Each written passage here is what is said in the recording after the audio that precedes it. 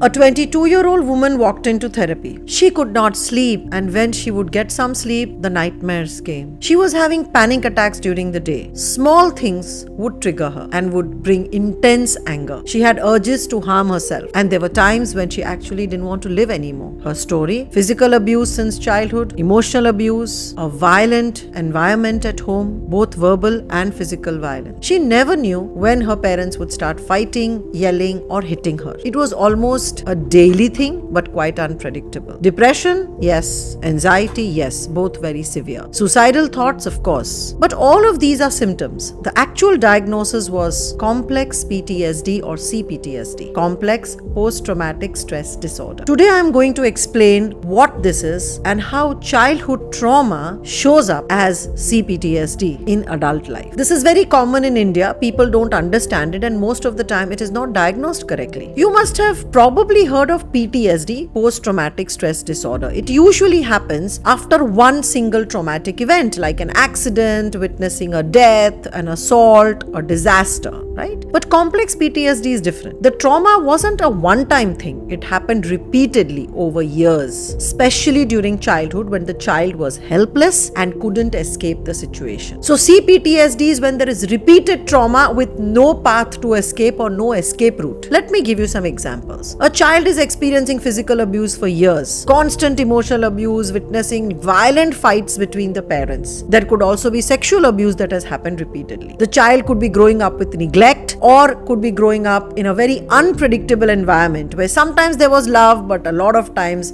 there was rage. There is no pattern, there is no predictability, there is no consistency. And amidst all of this, the child is going through severe trauma. The child wants to protect himself or herself but cannot. The child is helpless on a daily basis. Complex PTSD has 6 core symptoms that I am going to talk about today. First one is re-experiencing. Adults who have a history of complex trauma re-experience those traumatic memories. They come as flashbacks, nightmares. Certain triggers make it feel like trauma is happening all over again in the present moment. 2. Avoidance. The person who has CPTSD will avoid anything that reminds them of that past trauma. It could be places, it could be people, it could be situations, conversations. Sometimes they numb all other feelings just to avoid or to cope up with that past trauma. 3. Hyper-arousal. That means they are always on alert.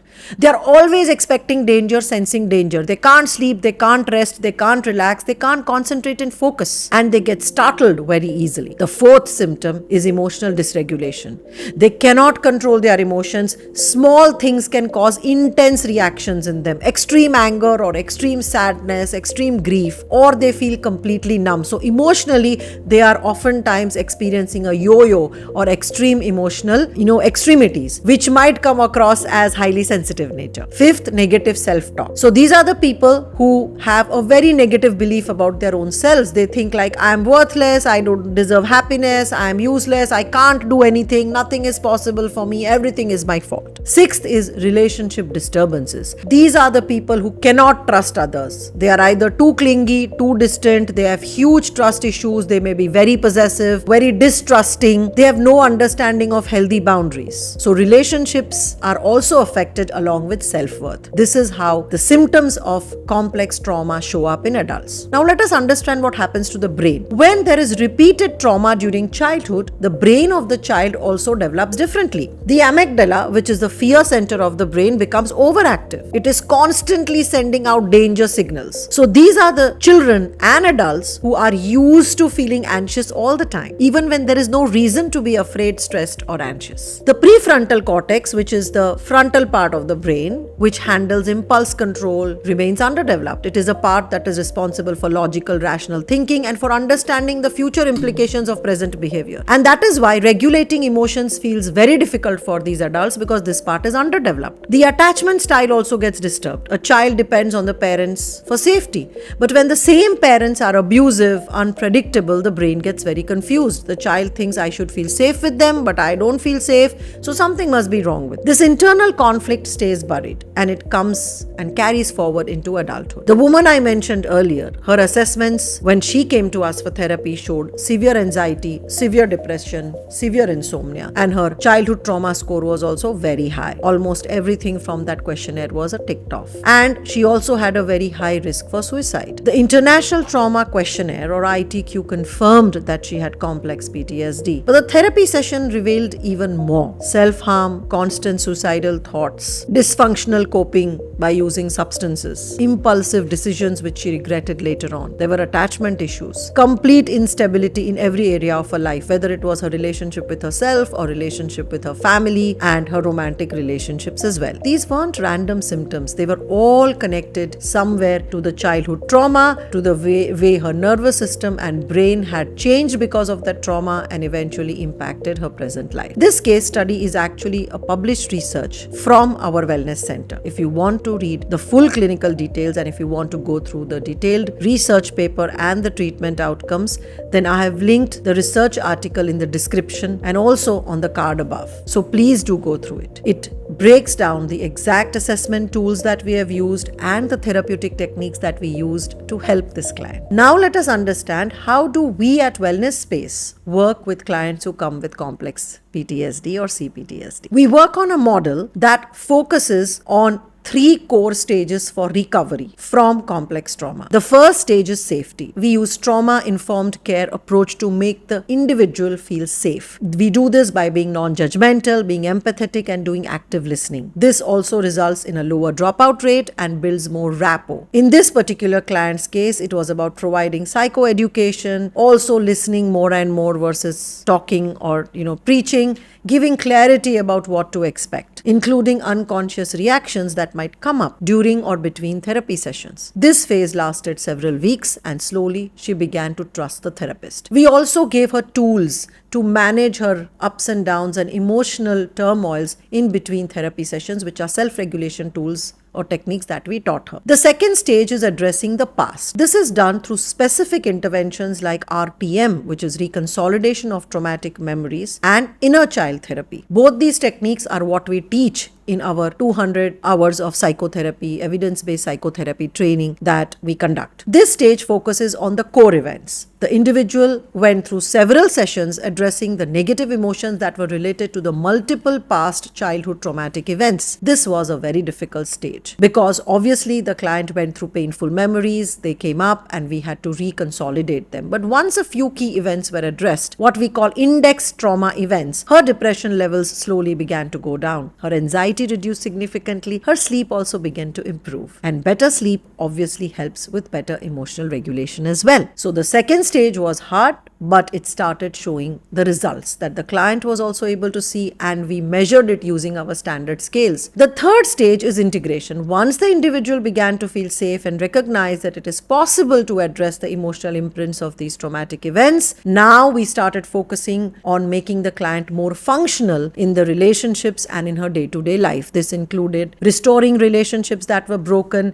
restoring her sense of confidence and self-worth, and rebuilding her life. Most importantly, her self-concept or her concept of her own self-worth changed. From I am broken to I am healing, I am empowered, I am capable of taking care of myself, my life, and my relationships. So what does this mean for you? If you are a parent, listen carefully. Domestic violence isn't just hitting. Emotional abuse is also violence. Constantly yelling and threatening is also violence. Treating your partner badly is violence. Your child is watching everything, hearing everything, even hiding in their rooms. They know what's happening outside, and it is affecting your children's brain. It is affecting their nervous system.